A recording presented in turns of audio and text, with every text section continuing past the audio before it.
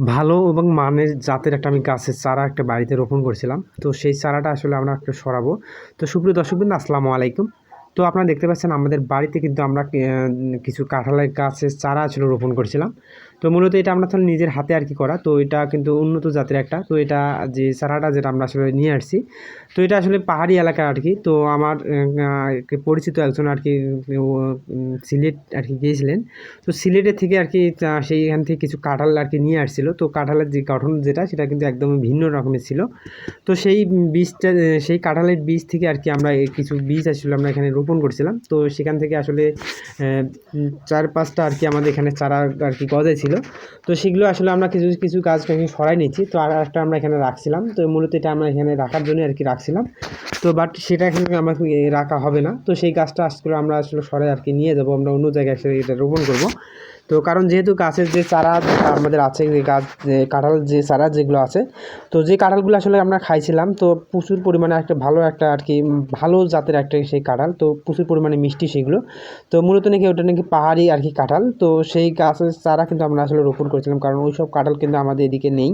তো সেই চারাটা কিন্তু রোপণ করেছিলাম, কারণ সেই গাছটা আসলে আমরা কখনোই নষ্ট করতে চাইছিলাম না, কারণ করবো না, কারণ এটা যেহেতু আমরা এখানে রাখা যাবে না। তো এই কারণে আসলে আমরা এখান থেকে সরে আমরা অন্য জায়গায় এটা রোপণ করবো, কারণ এটা থেকে আমরা আসলে আমরা ফল দেখবো আসলে কী রকমটা হয়। তো যেহেতু এটা আমাদের এলাকার যেটা বীজ না, তো আমাদের এলাকার মাটিতে কেমন এটা হয়। তো ওই আসলে গাছের কিন্তু চারারও একটা ব্যাপার আছে, তো মাটির একটা ব্যাপার আছে। তো এক এক জায়গার কিন্তু চারার মানে ফল কিন্তু আসলে অন্য এক এক রকম হয়ে থাকে।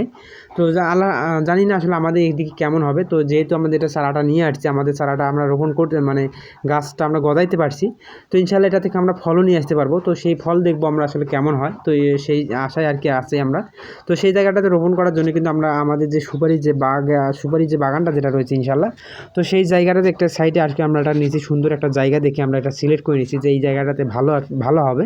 তো সেই জায়গাটা আসলে আমরা নিয়েছি। তো সেই জায়গাটাতে আমরা খুঁড়ে আর কি আমরা রাখছিলাম, কারণ ওই জায়গাটাতে আর কিছু আমরা যেটা সার যেটা দেওয়া লাগে আমরা সেটা দিয়ে আর কি তারপর আমরা রোপণ করার চেষ্টা করতেছি ইনশাআল্লাহ। তো এখানে যে কাঁঠালের যে পাতার যে আপনারা সাইজগুলো যেটা দেখতে পাচ্ছেন, তো সেটা দেখেই কিন্তু বোঝা যাচ্ছে আসলে কাঁঠাল আমাদের এদিকে যে কাঁঠাল যেগুলো আছে, তো সেটা থেকে কিন্তু একটু ভিন্ন হবে। তো এটা মানে আগে এখন থেকেই কিন্তু সেটা বোঝা যাচ্ছে, কারণ যেহেতু কাঁঠালের যে পাতার যে গঠন যেগুলো আছে সেগুলো আমাদের এদিকে গাছের থেকে কিন্তু একদম ভিন্ন। তো এই কারণে যাই হোক, তারপর আমাদের সাইডে যেহেতু একটু নিচে আমাদের একটু সার যে জায়গাটাতে একটু মাটির একটু উর্বর আছে, তো সেখান থেকেও মাটি কিছু আমরা নিয়ে এসে দিলাম, কারণ গাছটা যেন সুন্দর আর কি থাকে বা ভালো একটা সার পায় গাছটা, শক্তি যেন পায়। তো এই কারণে আসলে আমরা রাখবো, কারণ এর আমাদের সুন্দর করে ঘিরেও রাখতে হবে, কারণ যেহেতু আমাদের বাড়িতে ছাগল রয়েছে।